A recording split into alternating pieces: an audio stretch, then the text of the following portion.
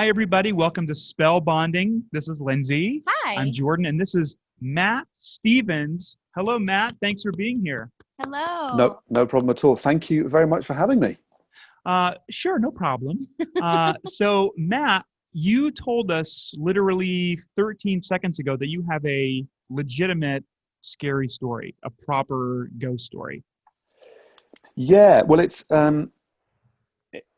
I, I think it's best for you to make up your mind once I've told you the story, really. Oh, okay, sure. But it's kind of, it was just a story that's kind of stayed with me for obvious reasons once I've told you it. And it's kind of, yeah, is it supernatural? Is it something that was just a figment of my imagination? But we've got a lot of friends who are horror writers. Oh, great. Amongst the kind of our circle of friends, me and my wife are kind of into that sort of stuff as well as other cycling and other things. So I told these guys at a horror writers convention the story, and they were like, and these are like people who've written best-selling novels and stuff. You know, anyway, so these are proper legitimate writers, and they were like, oh my God, you should write this as a story. That was like so weird. But anyway, I'll carry on. So it's probably going to be really underwhelming now, but anyway, this is the story. So basically it was, I guess, around 1985, so a long time ago. And I had a friend who is now no longer with us, called Ian. And we were like best buddies at high school. And we were into like making little kind of movies, and we're into horror movies and fantasy and science fiction, and just goofing around really. And you know, like watching a lot of VHS videos. And we're a little bit interested in the occult as well, but only from a fun kind of perspective, really. Sure. So it was kind of, but we got into it. We made little documentaries and little movies, and we had our own little TV show that we filmed on Super 8 in his bedroom. And I'd be like a newsreader, and I'd be reading the news, and then this hand would come out of my stomach, and it was my own hand because I had a false arm. All that sort of stuff. Did your show have a name? I can't remember what it was called. I cannot remember what it was called. It was so long ago. But basically, we also did a couple of Ouija boards, which were just mucking around really. And I don't know whether looking back, I didn't get any kind of strange feelings when we were doing them, but we did try and summon spirits, which is kind of, whatever way you look at it, depending on if you believe in that sort of stuff, is like maybe something that's best left alone. I don't know. That's for other people to decide. But we did it, and I told my mum, and she was a little bit upset actually that we'd done something like that. She was one of many people in the UK and globally who were scarred by The Exorcist and stuff like that. You know, that movie in the mid-70s. I could just picture the two of you experimenting with a Ouija board, but simultaneously your mom's downstairs and she's getting a nosebleed out of both nostrils. And then you walk downstairs and you're like, oh, we're doing the Ouija board. She's like, well, that explains the double nosebleed. That's it. Exactly. Something along those kind of lines. But yeah, so I was at Ian's house. I used to go there a lot after school. You know, you go to your mate's house after school, have dinner there and stuff like that. It was we were in and out. If I wasn't at his house, he was at mine. Anyway, one particular night, I'd stayed around, and he had a bunk bed in his bedroom, quite a small room, maybe just like 8 foot by kind of 14 feet, 12 feet, but quite a tiny little box room really. But that's where he used to hang out. And he lived in quite a big kind of Jacobean house, really old, sort of 4 or 5 bedrooms, big detached property, just on the outskirts of London, basically, for anybody who kind of wants to know the geography, in a place called Oxley, which is near Watford, kind of northwest London. So that's the kind of geography. That's where it was. An area where there's lots of churches and lots of old historical buildings and stuff. So there's a real sense of kind of history around there. But anyway, I can't even remember what we'd done that evening, but it was kind of bedtime, and we're going to bed, and turned out the light. I was on the top bunk, I think. Yeah, I was on the top bunk. Ian was on the bottom bunk. And we were just talking about, I can't remember what we're talking about, but then, and then we kind of stopped talking, and then we kind of were just drifting off to sleep. and I became aware of this sound, and it was that kept getting kind of louder and louder and more kind of regular, and it was basically the sound of dripping water. So a water, as if you've got a water droplet that had then fallen into a basin or a bowl of water or something larger, like a pool, and there was a drop of water falling onto other water, and that very distinct sound, like drip, like a dripping sound. Like this kind of? I learned how to do it in 8th grade. Geez, yeah. Oh my God. Yeah, like that. It was. You got to use your talent. I got to finally, that would have been what? In 1998, I learned how to make that noise, and I just used it today. Wow. Well, there you go. That was the noise. But there was a bit of an echo to it. I heard one or two of these drips, and then over a period of time, I don't know how long, a few minutes, maybe 20 minutes, the frequency became, the gap between the drips was closer, and it became quite loud, as if it were almost as if it was raining in the room, but onto the ceiling. Wow. So, and I said to Ian, and I was like, I'd gone a bit, and even speaking about it now, it still sends kind of shivers up my spine. And I said to Ian, Ian, can you hear that? He said, yeah, I can. I said, what the hell is it? He said, I don't know. And we both got out of bed, turned on the light, and the sound stopped. Just stopped. It's like, fuck.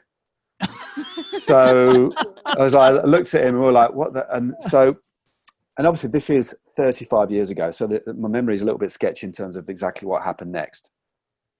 But we heard it and we listened to it. We talked about it together. So it's just like water, like falling. It was as if it was raining in the room onto the ceiling. It's like weird. So the next day we went into the loft, into the loft area to see whether there was a water tank or something directly above the bedroom. And, sure. and there was just insulation and a few boxes, and it was a big house, and the water tank that is in most lofts in the UK, and I guess in the same in the US, was in the loft, but it was situated right over the other side of the house. We're talking 20 feet away or something. It was so there was no way that, and it just wouldn't have made that kind of noise anyway, but it was way over the other side. So, and we thought that's kind of really strange. Maybe we were just dreaming or something. And anyway, and a week passed, and I went around again, and we'd kind of forgotten about it. And went into his room, turned off the light, and then we were just chatting again and started to go to sleep. And then it happened again, this sound. And it's like, bloop, bloop, bloop, bloop, bloop, till it was almost bloop, bloop, bloop, bloop, bloop, bloop. So it was like raining, and it was like loud. And we recorded it eventually. Wow. And it was kind of scary, but kind of beautiful at the same time. And it became so powerful, the sound, that you could almost visualize the ceiling was like this enormous, was like a pond, or was just like water with water falling onto it. Although you couldn't see any water in the room, the sound was that clear that you could visualize what was happening in the room. Wow. And so bizarre. So and I can't remember what order it happened, but basically I said to Ian, I said, can you hear that again? He said, yeah, I can. And I said, this is so strange. He said, yeah, this is really, really a little bit scary. And I said, I remember, so we turned off the light. I turned on the light again, and it stopped immediately. And I thought, oh, that's okay. So we can't hear it now. So then we turned off the light, and it was quiet, got back into bed. Then it started again. Turned on the light, stopped, and was like, whoa, this is kind of freaky. And then Ian said to me, and I can't remember, this happened over a period of weeks, and we didn't tell anybody about it. Weeks, yeah. And I said to Ian, I said, why don't we talk to it? And he's like, what? I said, I said, it turns off by the light, so why don't we talk to this, whatever it is, this sound? And so I thought, okay. So went to bed, turned off the light. It was dark. Couple of minutes, then one drip, then it sort of came on again. Dip, dip, dip, dip. It was like weird. I can hear it now, and it freaks me out now. And I said to Ian, let's just talk to it. So I just simply said to it, stop, and it just stopped. Wow. No way. It just stopped, and it was like so strange. And I was like, absolutely, like I remember, and I'm feeling like cold now. And I remember thinking, oh my God. And I said, start, and it started. and Ian was like, I mean, then we both got out of bed, turned on the light, and it stopped. And we just looked at each other and thought, and I think that night when we spoke to it, we didn't turn the light off again because we were so scared. We just left the light on, and it didn't come back.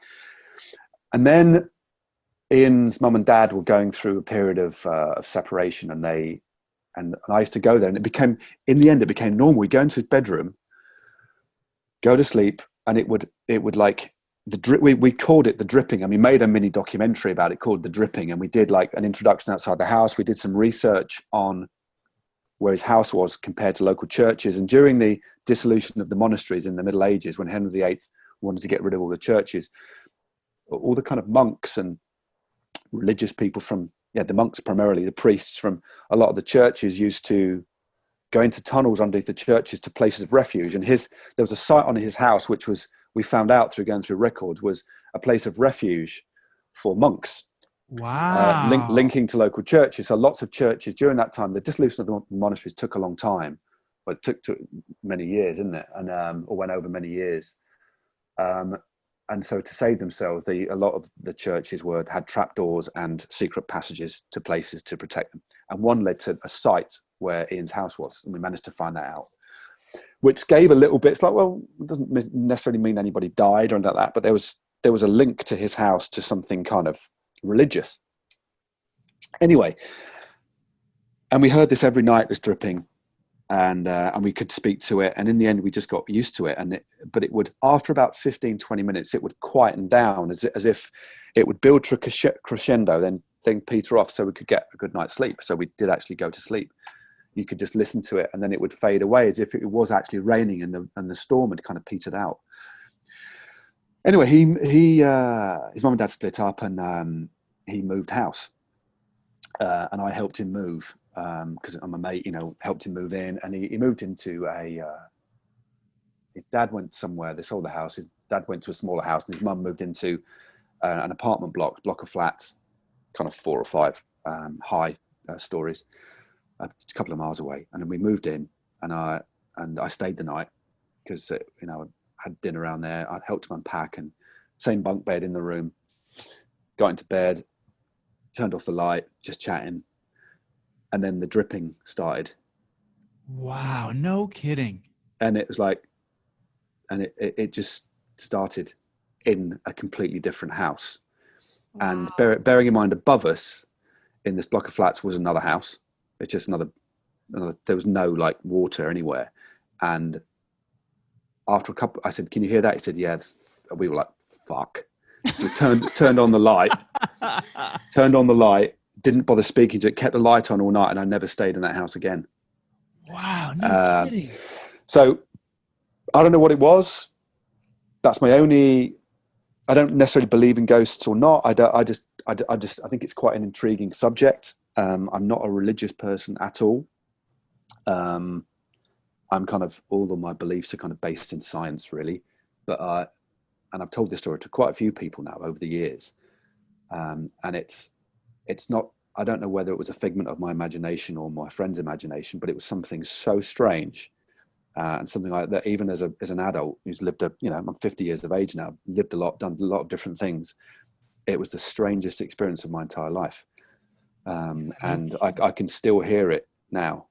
That noise that we ultimately could speak to, this kind of whatever it was, then moved to this other house. And that was like, and sadly, as I mentioned before, we record this, my friend passed away about 5 or 6 years ago.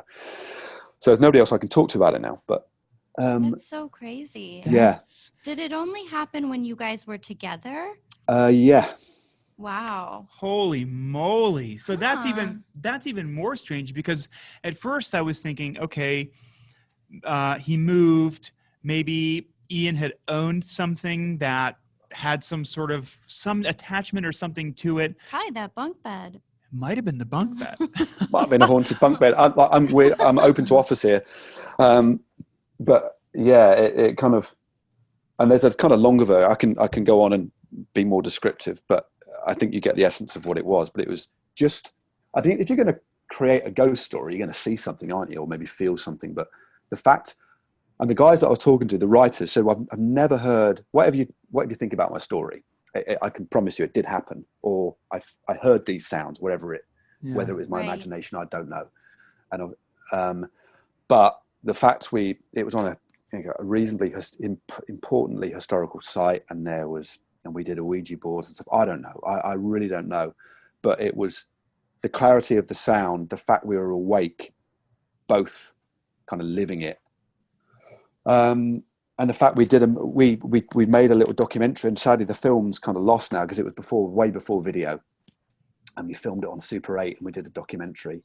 I don't think the sound came out on the documentary, but we did tape it on a cassette, and you could hear something on the cassette, but it's kind of really rudimentary kind of recording material. But telling people about that, especially people who are interested in this sort of thing, these horror guys and girls, they were like, whoa, that's just something you wouldn't like make up, like a sound like that. It's just too obtuse. But anyway, that's my story. So yeah. Well, thank you for still sharing. Freaks me out. Yeah. And also, like, you're absolutely right that why would you go to a sense of dripping that gets that gets faster and faster and faster, but then stops when the lights are on? Because we've talked about it a lot on our show, and then a few of these episodes where it's like you always hear the like same 5 things: footsteps, cabinets opening up, whispering or whatever. But I've never heard anything. Shadow. Yeah, shadowy people. But I've never heard anything about like essentially rain inside of a room in a closed space that stops when the lights are on and stops when you say stop. Yeah, that was the one that freaked us out when we thought that when we went into the loft, we thought there was something to do with the electrics as well. That obviously there's something, maybe, I don't know. I mean, we thought that it was something to do with like a water tank and then the electrics switching on and off, but it was just strange. I mean, it was we just wanted to rationalize as best as we can and eliminate anything else. So the first thing we did the following day, on the first time it happened, was go in the loft, and then later on, we realized that it wasn't anything to do with any pre-existing water because it was nowhere near where his room was. And the fact that the volume increased and then decreased as well, relatively kind of fluidly, and at the clarity of the sound, it was as if you shut your, I mean, I remember like looking at the ceiling and kind of visualizing what it would look like, and it was just like like it was raining in the room. Wow. So cool. But upside down rain. That's just just weird. Yeah, so there you go. So bizarre. That's my spooky story. But yeah, so completely unexplained, and yeah, there you go. Really good story, Matt. Yeah. Holy smokes. That's really intense. That would be really interesting too, if you still had the tapes with today's technology and like debunking and looking more into it, and like if you heard anything else. But yeah, I like I said, I've spoken to quite a few people about it and told the story. Most people, like me, it kind of freaks people out, but then people who are interested in that sort of stuff have asked. I mean, Ian, like I said, just passed away, and then he ended up, as a result of us being interested in that, and as a direct result of us making that little kind of documentary that we never actually saw, but we kind of filmed it, and our experience of that, of what we just call it the dripping. He went on to pursue a career of ghost hunting. Now, whatever you think about that, you think, oh, what a crazy dude, but it affected him that profoundly that he thought there is something in this that is unexplainable, and he went and had this TV show in America. If you look him up, Ian Cashmore, his name is. He's on Wikipedia, and there's details about the show that ran for a little while. That's really cool. We'll be sure to put some links to Ian's stuff in this episode for sure, so it's easy for people to find it.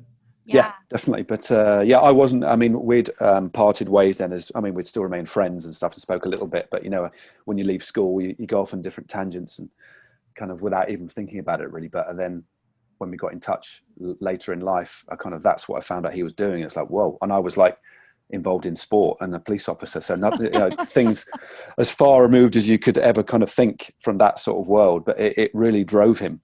Wow. That, and I spoke to him about it, said, he said I was interested in it anyway, but I didn't think I would end up doing what I did, but it was because of our experience that he said he kind of did that. So that's really cool. That's so cool, Matt. Yeah. Thank you for sharing. Yeah. No worries. It's been a pleasure. It's kind of spooked me out, and I need to go downstairs and kind of like warm up again now, because it does it. Honestly, I'm like, I know this kind of all this stuff is kind of fun, but that story is it whatever it was happened to me, and it freaks me out still.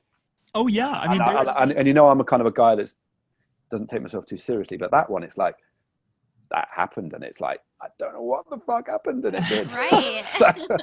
Well, I mean, similarly here, like we actually take a lot of pride in never taking ourselves too seriously, but there are a few things that have happened to us both separately and together where we still get really shooken up about it, because it's like, I think it's just, it's so easy to get freaked out about things that you literally cannot explain away, especially by science or logic. So yeah, exactly. Totally. And I do kind of, I'm pretty kind of rooted in science and logic. It's the way I prefer to operate, but some things happens that you just can't explain. And I think that's good, actually, because it you know, whatever your kind of view on creation and the universe and stuff, it's like, it is still bonkers, isn't it? How we came to Totally be, you know, like if you believe in the Big Bang, it's like, well, that's great. But like, what happened before the Big Bang? Like, how did that happen? That was the little bang. Yeah, it's like who, and it's like I've read a lot of Stephen Hawking stuff, and he's obviously rooted in science, and he accepts the kind of thinking behind that. Like, okay, I don't believe in God, but I understand why people might, because even if you believe in God and also believe in the Big Bang, it kind of gives rise to the question, well, is there a creator that created that in the first place? Like, science can't explain time and space before the Big Bang, and that's freaky. And that's when even he comes like, okay, I can explain this because we can look back over time. We've got, you know, we've got methods of understanding things, but the bit that happened before, we can't. And it's that element of human understanding that leads me to believe that there are potentially other forces that we can't explain at work. Absolutely. You know, whether they're rooted in religion or another science that we're not fucking even aware of. That I think there's a science beyond the realms of science that leaves us space for our imaginations to kind of run riot, and I think that's really cool. I think the fact that we're sentient, we're aware of our being, we think we're starting to understand our place in the world, although these days that's kind of questionable. but the whole, like, why we kind of hear thing, and when you look at what we understand and what we don't understand, I like the fact that we don't understand everything, and that leaves it. That makes it even cooler. Like, we're here, but like, still don't really know why. But hey, let's just be nice to people. I like that. Yeah, I like exactly. that. Yeah, same here. Yeah. So, well, Matt, thank you so much. Yeah. Sorry. Yeah, I've waffled on. I do go on. Oh, it's all right. So do we. That's why we have a podcast, Mm-hmm. because we can talk and talk. So if anyone's watched the whole video, you might have clicked on the video because maybe you're like, oh, Matt Stevens might be talking about internal cable routing, but actually he talked about ghosts and Stephen Hawking. So how cool is that? There we go. Yeah. Well, I hope you found it interesting. So, and thanks again for having me on. It's been really, really fun. A nice way to spend a Sunday afternoon. You bet, Matt. Thank you so much. Thank you you. very much for being here, and Cheers, guys. have a great day, and stay dry when you go to sleep. Oh yeah, blimey, yeah. Thank you. Okay. Bye, Matt. Cheers.